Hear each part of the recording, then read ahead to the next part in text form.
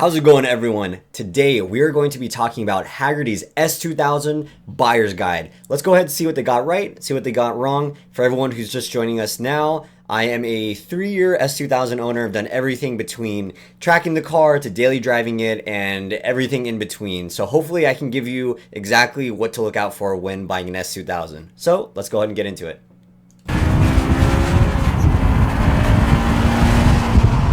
Sounds great. The S2000 is everything a good Honda should be, everything a good sports car should be, and everything you think fast cars are supposed to be when you close your eyes and forget for a moment about V8s and torque and all that other stuff.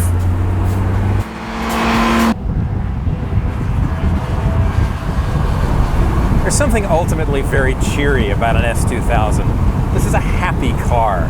It's also a car of two personalities. On one hand, you have a relatively docile, tame four-cylinder.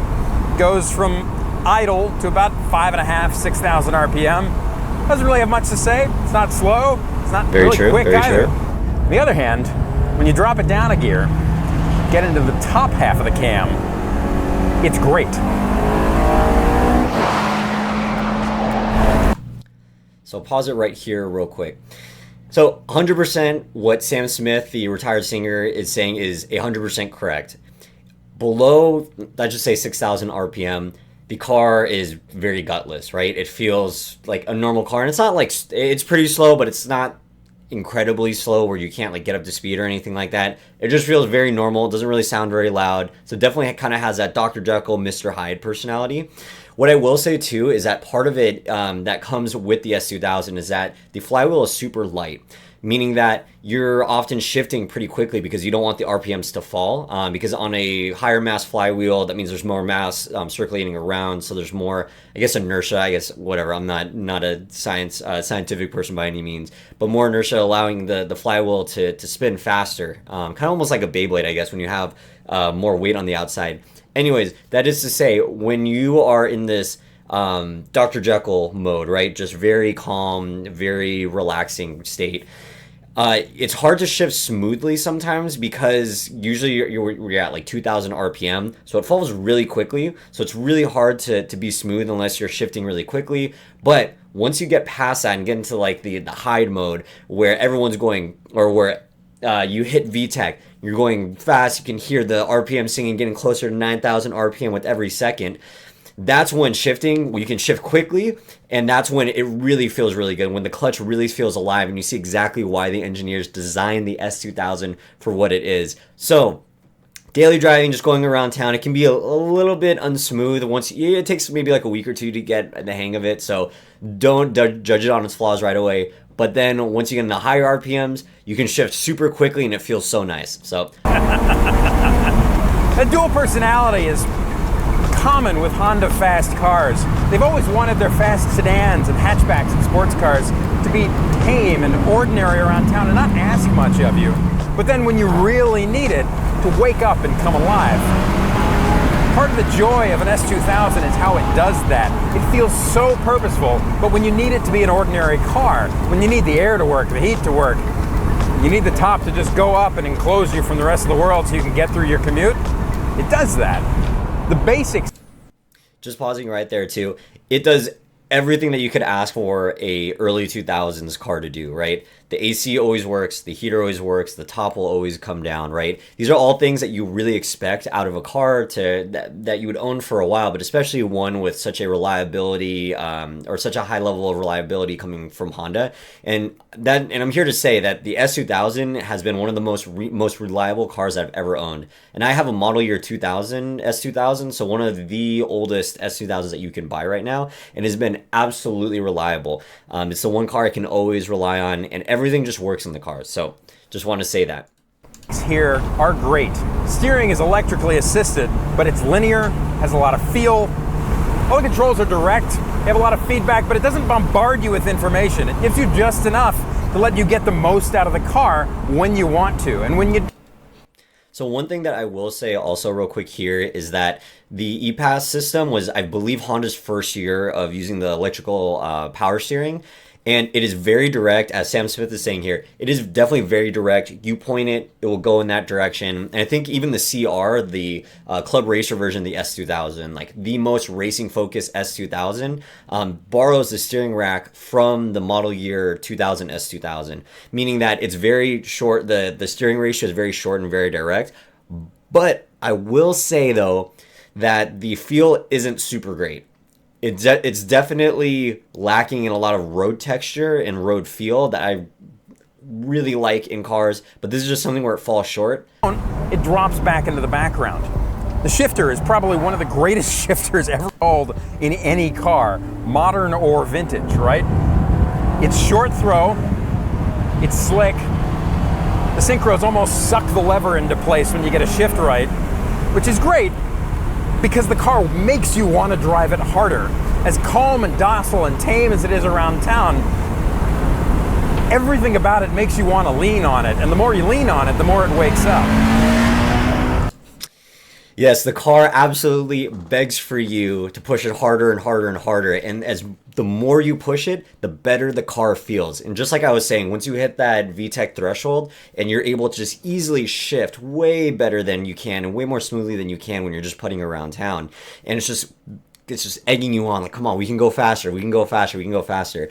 And that is to say that the manual is definitely one of the best I've ever felt. I used to sell cars, driven in tons of different cars from tons of different manufacturers, and the S2000 is, hands down one of the best. I won't say the best, it still has its own flaws, but just know if you're getting this is going to be one of the best manuals that you will ever use, and it really, really sours everything else that you used before, because I also have a C7 Corvette. I've been looking at different 718s to upgrade, 718 Porsches. Even those manuals, although they're like pretty decent, they just don't match the feel of driving an S2000 manual.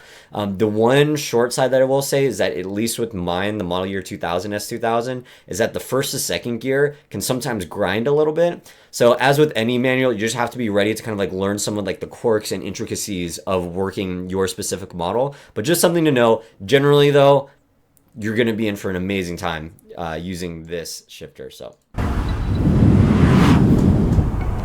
Honda built this thing as a celebration of the company's 50th anniversary, but also as a celebration of everything that Mr. Honda loved. He loved machines that just did their job, but he also had a passion for motorsport.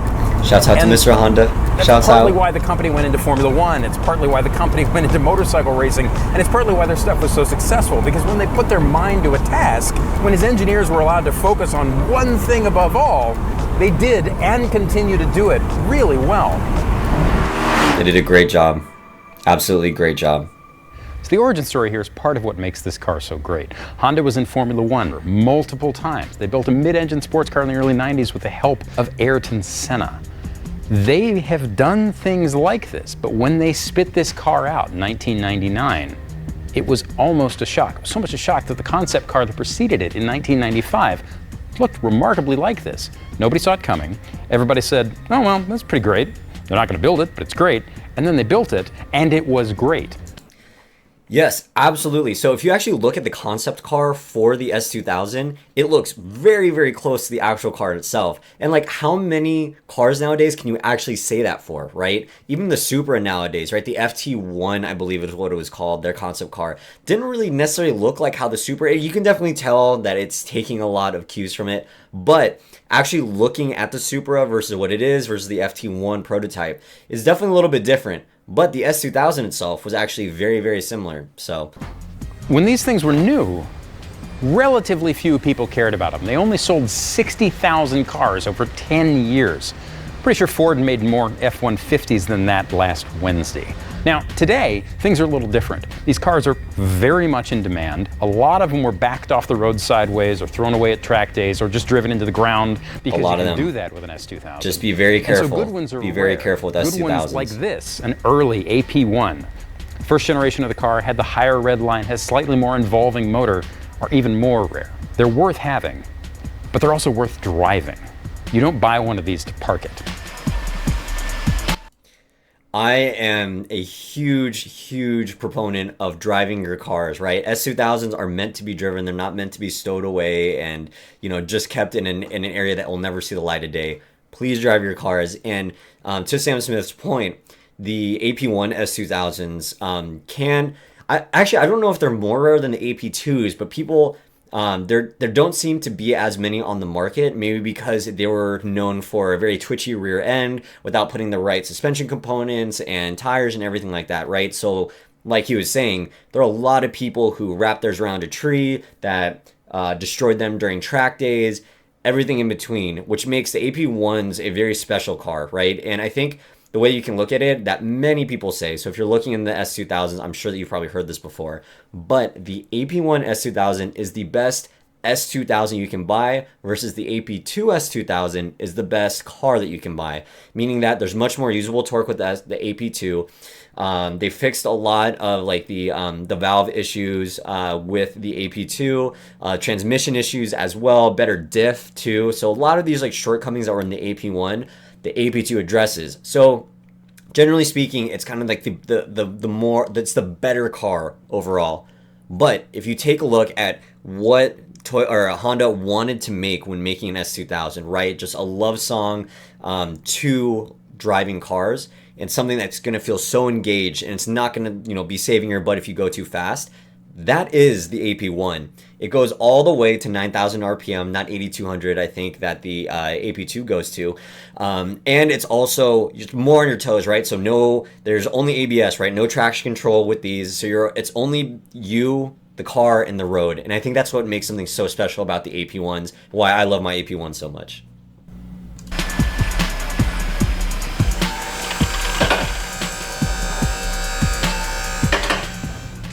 When you're buying an S2000, you will hear 6 letters come up over and over.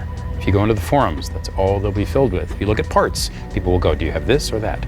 This is an AP1, that is an AP2. AP1 means first generation, AP2 means second generation. It's just Honda internal designation for the cars. The first gen car had a 9,000 RPM red line and made 240 horse. The second gen car was a 2.2 instead of a 2 liter and made 9 more pound-feet of torque and a much larger area under the curve. Made more torque over a wider area. It was easier to drive quickly. But the main difference between the two cars, besides displacement, is in the rear suspension. So the chief engineer on this car was a guy named Shigeru Uehara. And Uehara was also involved with the Integra Type R and the Acura NSX. And if there's one thing you need to know about Uehara, it's that he liked his cars loose. And by loose, I mean oversteer. I mean sideways. I mean go into a corner backwards, exit the corner backwards. That's how we love to drive. The rear suspension on these cars is set up for that. The AP2 was slightly tame because too many people were backing the cars into ditches. So just as I was saying before, right, it's a much more pure driving experience that allows you to really rotate the car. But if you're not expecting it, it can bite you. So sorry, just wanted to confirm that real quick. Go back to it. One of the things that changed on the AP2 is toe change under compression, what they call bump steer. There is a kit you can put on an AP1 to make it handle like an AP2, but it depends on your personality, depends on how hard you drive it, depends on whether or not you see the limit. Personally, I don't mind an AP1. A lot of racing drivers like an AP1, a lot of them like an AP2. It's academic.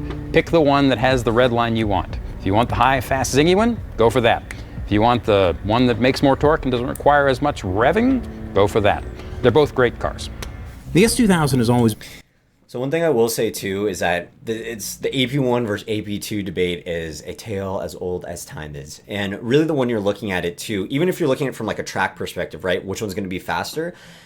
The AP1 and AP2 in the same driver's hands are actually going to be almost the same, right? And you've seen this. I think like Jackie Ding has a video on this showing the difference between him driving an AP1 and an AP2, or someone between him and someone else of similar level of driving experience, right? So it really comes down to you and your preference, kind of like what Sam was saying. What do you like more? And typically AP2s require less because they tend to just not break as much because they fixed a lot of what was wrong with the AP1. But keep in mind though, still very, very reliable cars, and you're going to be happy no matter which one that you have. So has been a well-respected car due to its agile handling, reliability, and timeless looks.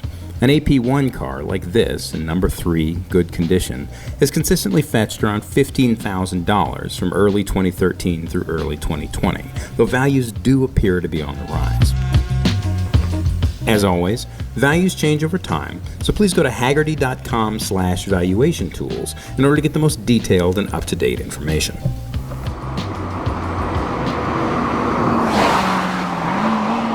I'm in third gear at 60 miles an hour. I'm not into the cam. $6.5 grand in second. It is also very easy to heel toe and to rev match, so keep that in mind. You're going to be doing it a lot, and it's going to feel great too. So that's what it sounds like.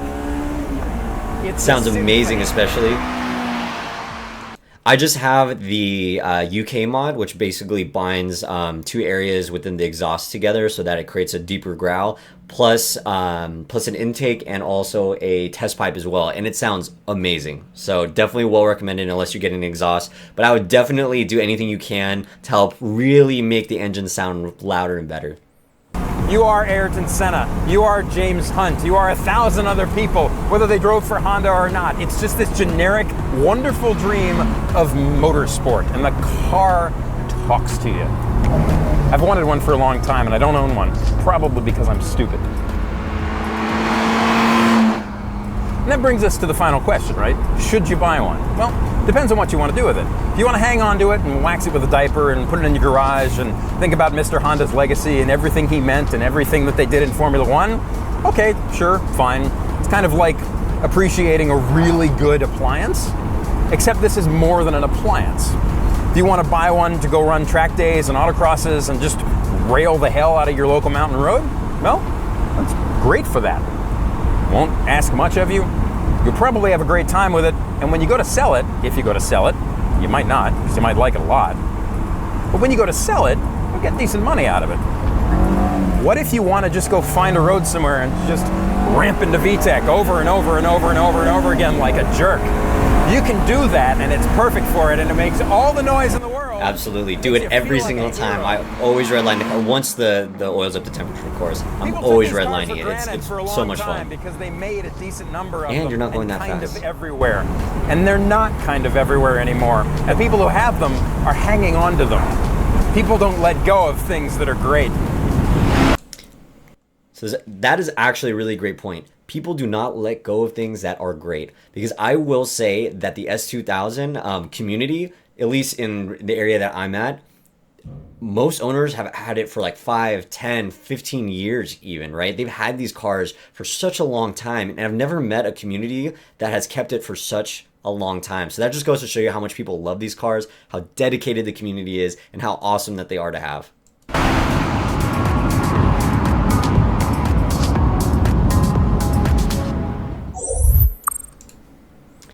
Well, there we go. Hopefully that helped to give you a little bit more perspective on Hagerty's S2000 buyer guide, why you should buy it, and for any other insider tips from an owner themselves. So if you have any questions about buying an S2000, feel free to leave them down in the comments below, and stay tuned for the next S2000 React video. I'll catch you next time.